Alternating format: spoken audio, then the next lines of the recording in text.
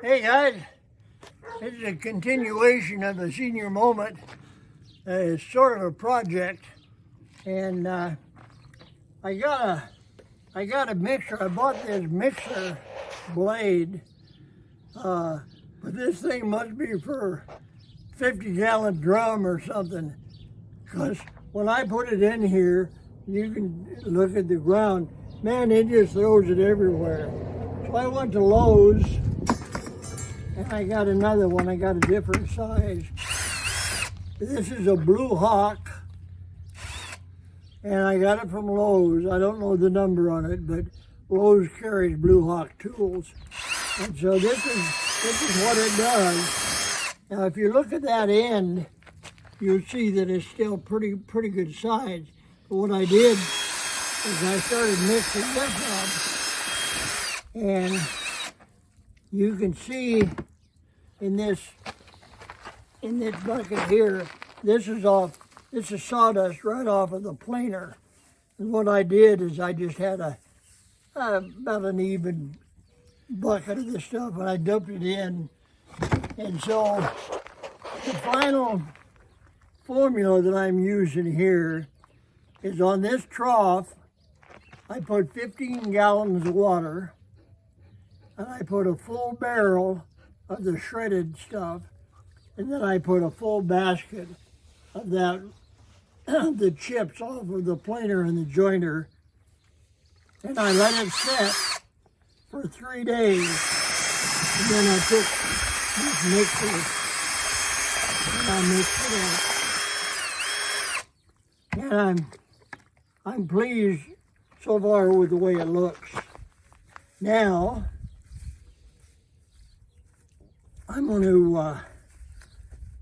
gonna make some blocks. Hey, come over here for a second, son. Now here's the blocks I made last week. This one, these two, I made after the stuff had soaked for about 2-3 hours. These two I made after the stuff had soaked for like 2 days. So you can see the difference in the size. Yeah. Now, as far as the weight is concerned, these two are lighter than these.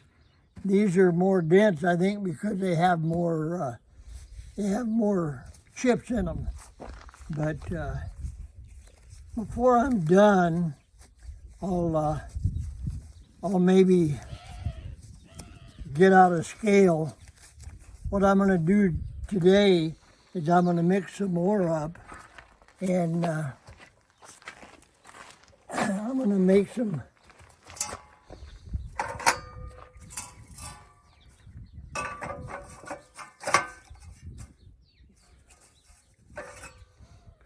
Yeah, you got to put your slurry in there first. Yeah, right? Right. So what I'm doing is I just got this scoop.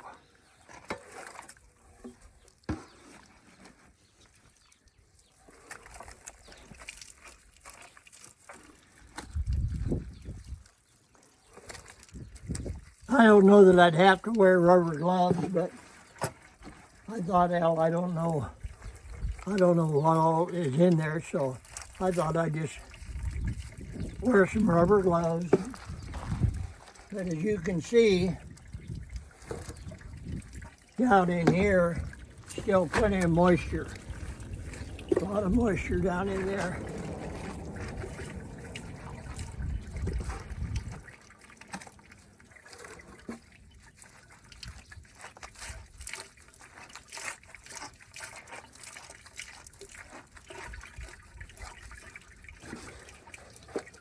You liked to play in the mud when you were a kid, didn't you? I guess so.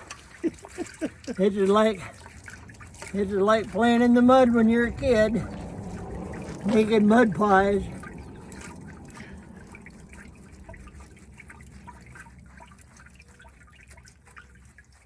So now we'll put this on there.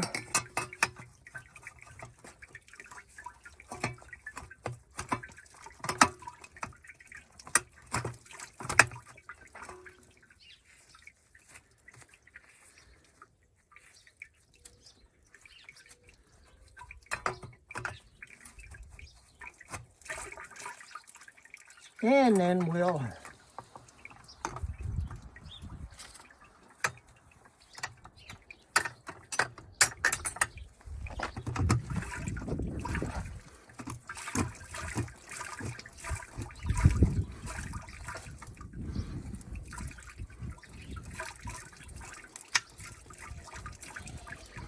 now you could get something heavy, like some blocks or something, and put on here, but this pretty much squeezes the water out. Now I'm going to dump this extra water on top. Yeah, you could set that up with something over the top. Yeah, you can set it up with a little hydraulic ram. Yeah, with a hydraulic ram. Now I've got a what do they call that picker that we've got that picks Cherry picker? Yeah, a cherry picker. And I could pick up something, you know, several hundred pounds with that cherry picker. Yeah, you could do put it that this way. under and set that down on there. But we'll see how this this is the first time I've done with this new slurry mix. So we'll see how it does.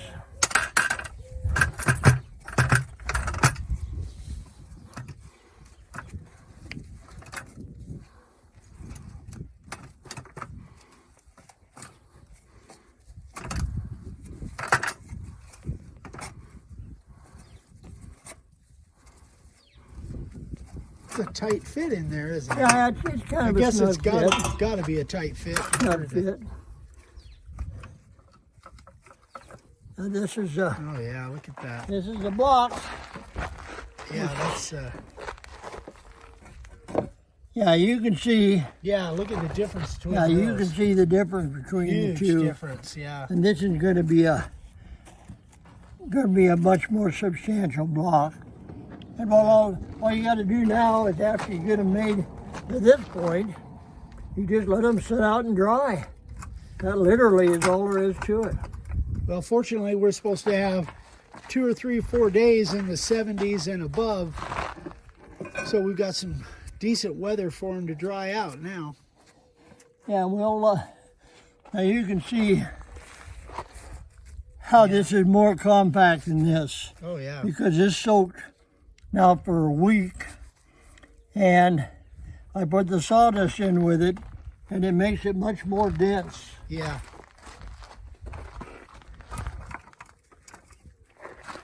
Now, if I had put some weight on top of this thing and let it sit there for a while, maybe some more of the moisture would have come out. Yeah. But it looks to me like it's gonna make pretty good blocks. Yeah, I think you're getting your process down there. Yeah. Looks a lot better. So now what we're gonna do is I'm gonna leave these set. This is Thursday. I'm gonna leave these set out here till probably Monday if we don't get rain. If we get rain, I'll just throw a tarp over it just to keep the rain off of it for a while. And so this is just the beginning of my block making. I'm gonna set up a big rack, and maybe I'll do 30 or 40 of them a week, depending on how many boxes we get, because I have to shred up the boxes, which brings me to another point. When we leave here now, I'm going to go set up, and I'm going to show you how I shred the boxes, and I'm going to show you the shredder that I use, and I'm going to show you how I prepare the cardboard to be shredded. So that's really all I wanted to show you on this video out here for now. And from here, whoops, from here, we'll go over to where I prepare the cardboard to be shredded. So you can shut that sucker off and we'll start again over at the saw. Okay, now we're out in front of my garage shop, and I want to show you what I do with cardboard boxes. Now you notice these have staples in them. and I'm going to cut those out of there. I'm not going to run those staples through my shredder. And but I'll do some preliminary work here. You just follow me with the camera, son. Okay. And I'll show you what I do in order to get the cardboard ready for my shredder. Now, what I'm going to do is, because I know where those staples are along this edge, I'm going to cut that off first, just to be sure. Wait a minute.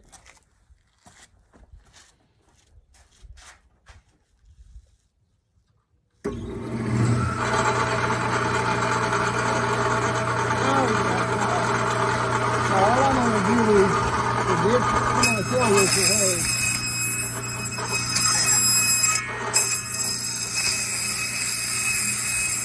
That's the nice thing about this saw. Now this is those staples. I'm just going to throw those away. That's not ever going into the shredder.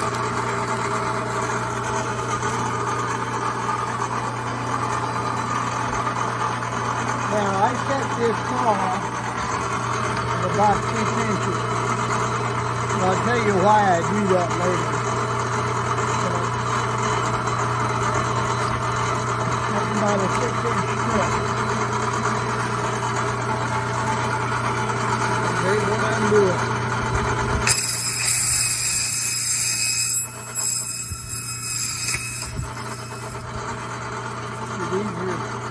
These are 6-inch strips. And I can do this literally with any size box. Large box or small, it doesn't matter. And I do it with most of the boxes I get. Some boxes that are really small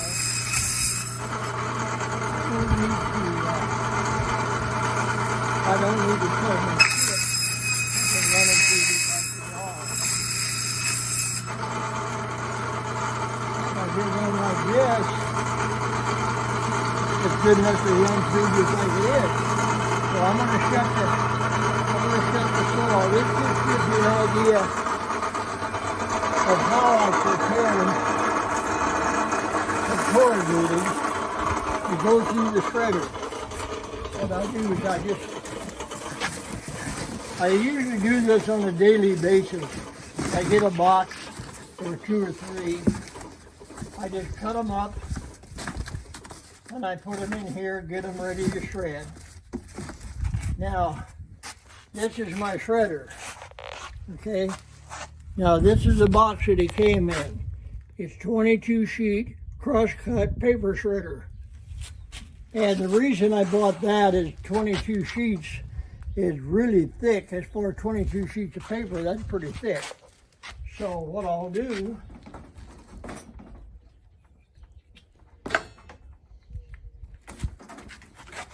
this is plugged in now, and it's got an auto, it's got a steady, and it's got a reverse. So just in case something gets messed up in there, I can reverse it and back it out of there. So here, just to give you an idea of how this feeds through.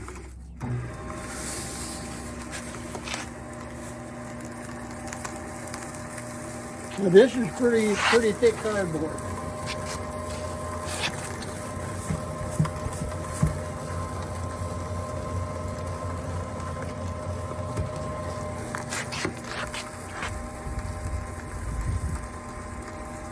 Pretty quiet, isn't it? Yeah, it's pretty quiet. Yeah, it's not loud at all.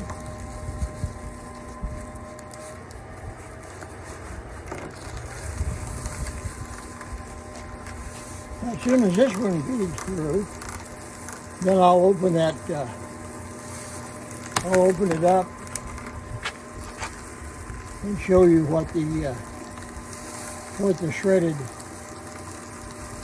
cardboard looks like. I showed you out there on in the trough out there, but this will give you a better idea. Now it shut off. I don't know if you could hear it. Yep. But this is the way it shreds it. So was that empty when you started? This was empty when I started. Okay. And so it'll take about, it'll take probably most of that stuff. And once it gets full, then the red light will come on and it'll stop. Oh. But okay. This is, now, while this feeds through, you just keep showing that, son. Okay. I want to go get something else to show. All right. You just keep showing that. Okay. Dad says I can talk if I want to. So, obviously, once Dad gets started on a project, he likes to see it through, and he loves doing stuff where he can do things that aren't necessarily conventional. But that's a good thing. I think he's coming back now. Okay. Now this just gives you another example. These are small boxes that I bought that came with screws. Now they'll feed right through.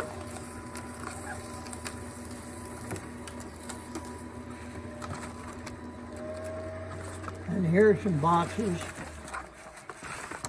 that we got that I had some other stuff in. And I just open those up. You have to be careful that you don't have these fins that won't go through. But if you feed them through there right, large boxes or small boxes, it doesn't matter. They all go through. Okay. And I do this as soon as I start getting like I say, I cut my boxes up usually on a daily basis. And then I lay them out ready to shred. And when I get done shredding, I just dump it in this barrel. And this barrel is what I use when that trough is empty. That out there where I made the blocks, when that trough is empty, this barrel will be full. I've got another full barrel, and I just dump a full barrel in there. Put 15 gallons of water in. I put that sawdust in there. And then I let it sit for like 3 or 4 days to really soak up. And then once it's soaked up, then I'm out there doing exactly what I did today. So that just gives you an idea of the whole thing. I spend maybe 15 or 20 minutes a day making these blocks. It takes longer than that to make the video to show how I do it. But I don't think I spend over 20 minutes a day making these blocks. Out there now, if I have a full trough and I want to make like 20 of them, that might take me half hour, 45 minutes, something like that. But it's time that I've got, and that way we don't have to throw any of this cardboard into the landfill. And any of the metal staples and stuff I take out. But other than that, it's all just it's cardboard.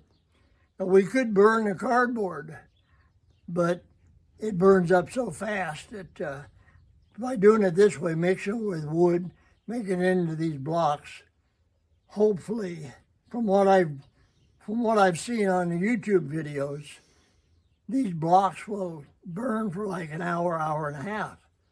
If I put 4 or 5 of those in my wood stove, I figure a couple hours. And when I go to bed at 10 o'clock at night, I put 4 or 5 or 6 of them in there. Probably still be warm in the morning. So that's, I can't think, can you think of anything that I've you went through missed on this side? I think you went through the whole process, Dad. I think they got a good idea. If you idea. have any questions at all, give me a shout or send Eric an email asking questions. I'll be glad to answer whatever I can. And that's a senior moment for now.